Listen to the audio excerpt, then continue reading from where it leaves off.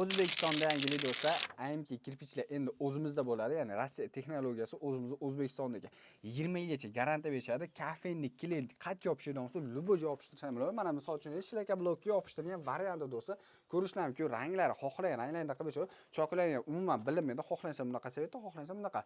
Xohlasa kattaroq olsan, kattaroq, kichikroq olsan, kichikroqdan qilib berishadi. Kvadrat metrini narxi keladigan bo'lsa, qo'yin joylarda bemalol so'rashingiz mumkin. Narxi 25 ming, 30 ming ancha arzon. Nima uchun arzon deydigan bo'lsa, birinchi qo'l ishlab chiqarish joyidan sizlarga video syomka qilyapmiz. Narxi keladigan bo'lsa, 1 kvadrat metri 125 ming so'mdan dastlabkasi kelishgan holatda.